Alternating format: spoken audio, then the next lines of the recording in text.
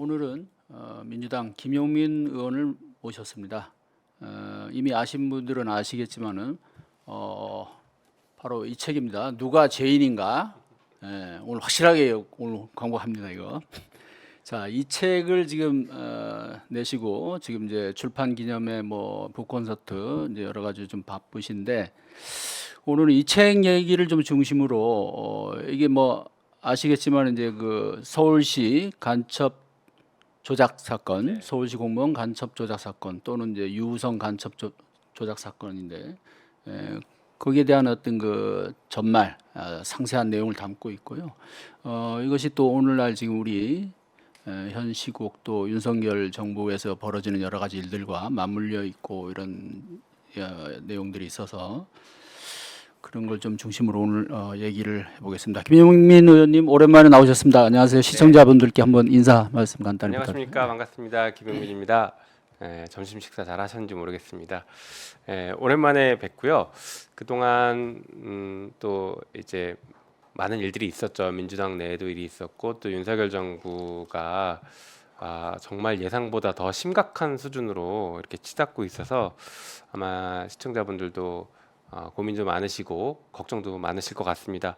그래서 그런 문제들도 이제 뭐 저를 포함한 민주당 의원들이 이제 투사로 변해서 열심히 싸워야 될 필요성이 있다고 생각하는데 그런 각오도 다지고 그런 의미에서 또 이번 책도 같은 맥락이기 때문에 그런 책도 오늘 좀 말씀을 좀 드리도록 하겠습니다. 하여튼 반갑습니다. 예. 우리 뭐 김 의원님 나오시면 그래도 많은 분들이 그래 평균적으로 이렇게 좀 보는 분들이 좀 숫자가 좀 되더라고요. 예. 감사합니다. 오늘 조금 기운이 날 것 같습니다. 네. 예. 근데 그날 지난주였죠. 국회에서 네. 출판 기념회를 할 때 그때 그 이제 여러 동료 의원들하고 사진 찍으면서 네. 누가 죄인이냐? 그러니까 다들 갑자기 김용민 이래가지고 팡 터졌는데 예. 그 도대체 어떻게 됐던 상황입니까? 왜 김용민 의원이 죄인이 됩니까? 그러니까 저도 그게 굉장히 당황스러웠는데요. 예.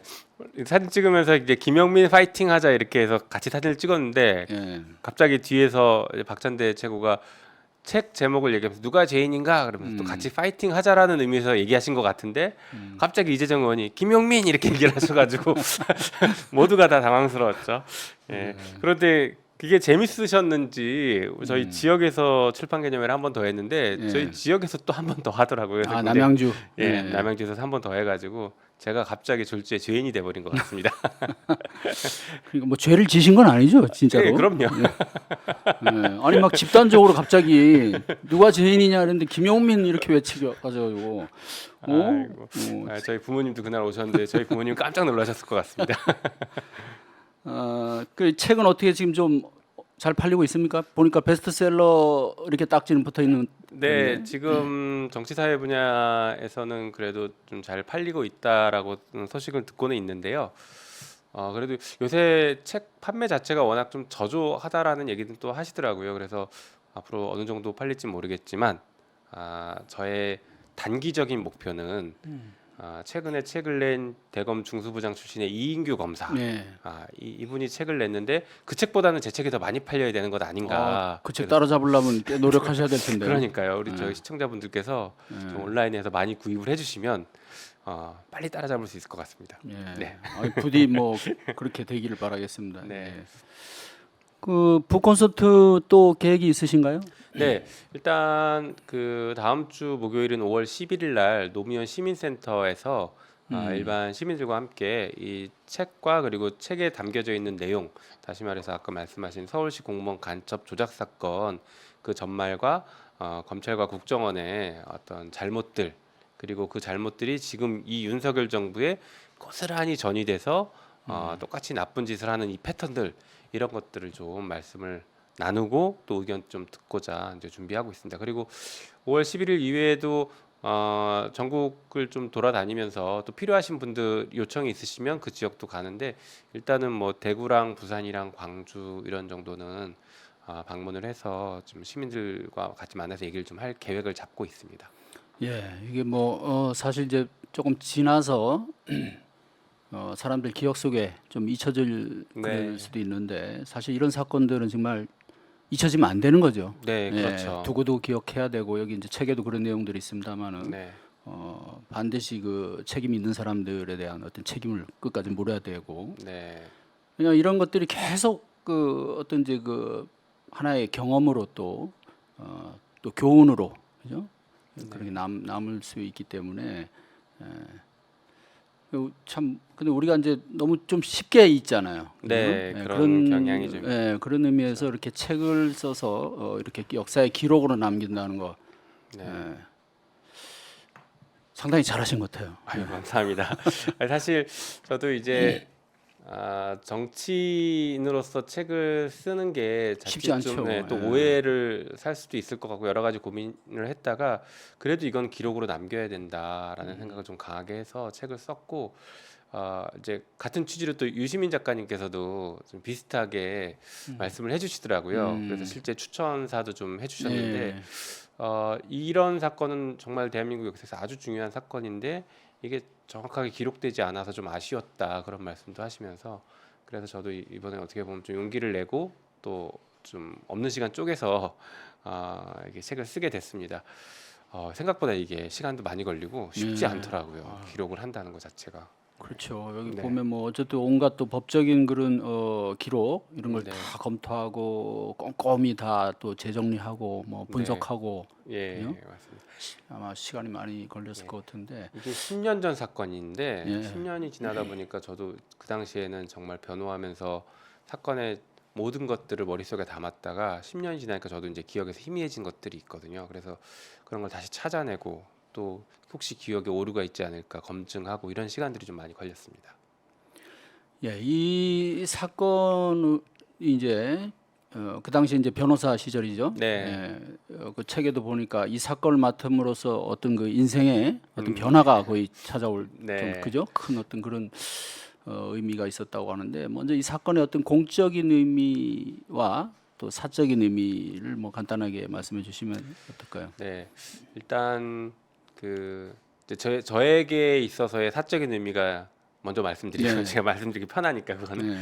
예, 먼저 말씀드리면 저는 사실 이 사건 하기 전에는 그냥 평범한 변호사였어요. 특히 이제 금융회사 뭐 사내 변호사 같은 것들에서 이제 금융 전문 변호사로 이제 변호사 개업을 해서 시작을 막 했고 민변을 가입해서 이제 통일 문제에 좀 관심을 가져보자라고 했는데 민변 가서 처음 맡은 사건이 이 사건입니다. 아, 그러면 변호사 네. 개업하고 몇 년째 맡으신 거예요? 변호사 개업하고 바로 몇 달 만에 맡았죠. 제가 2012년에 개업했는데 2012년 뭐 가을쯤에 개업했는데 그 다음에 첫 해 1월 달에 맡았으니까 한 6개월도 안 돼서 맡은 사건이에요. 그 엄청 또 애정이 가는 사건이네요. 네, 그랬죠. 그리고 사실은 처음에 이 사건을 맡을 때에도 뭐 이 정도로 커질 사건이라고 생각은 못했고 뭐 민변 선배 변호사가 좀 같이 하자라고 해서 어떻게 보면 좀 가벼운 마음으로 그래도 민변 왔으니까 이런 사건 한 번 정도는 해야겠지 하고 맡았던 사건인데 일이 이렇게 커졌죠. 그러다 보니까 이게 아시는 것처럼 이제 언론에서 많이 보도가 되고 시끄러워지다 보니까 제 의뢰인들도 많이 떠나갔습니다. 부담스럽죠. 변호사 사무실에 막 저기 시민단체에서 찾아와서 간첩 변호사 물러나라라고 막 시위하고 예. 뭐 국정원이 저희한테 고소 고발하고 손해배상 청구하고 하면서 막 변호사를 괴롭히는 일들이 굉장히 많았거든요.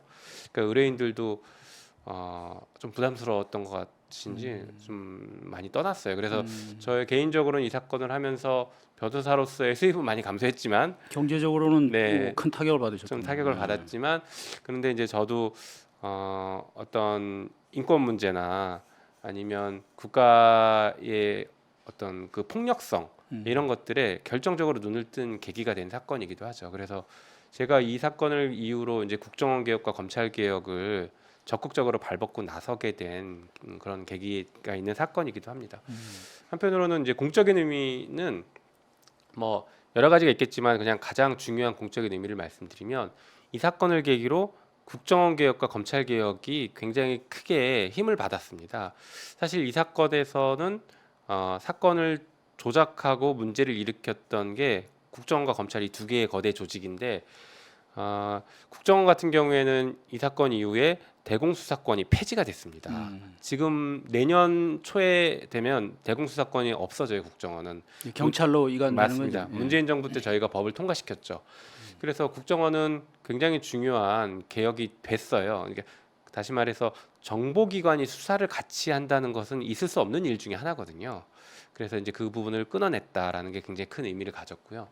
한편으로는 검찰도 이 사건에 굉장히 큰 책임을 가진 일종의 공범이라고 할 수 있는데 검찰 개혁은 결론적으로는 제대로 완성이 안 됐죠. 다만 작년 저희가 4월달에 검찰 개혁의 일부라도 이행을 했는데 그때 굉장히 중요한 논거가 됐던 게 이 사건이었습니다. 항상 검찰의 수사권 문제나 국정원 대공수사의 문제 이런 것들을 논의할 때 권한 남용을 했다라고 할 때는 항상 빠지지 않고 서울시 공무원 간첩 조작 사건이 중요한 논거로 등장을 합니다.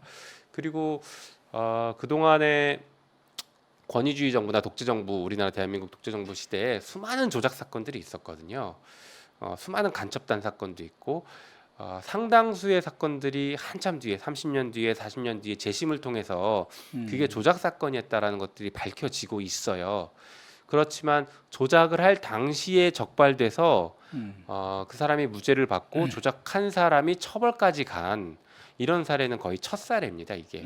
그래서 굉장히 큰 의미를 가졌고 이게 어떤 의미를 갖냐면 수사기관 특히 국정원과 검찰이 조작하다가 걸리면 우리도 처벌받을 수 있구나.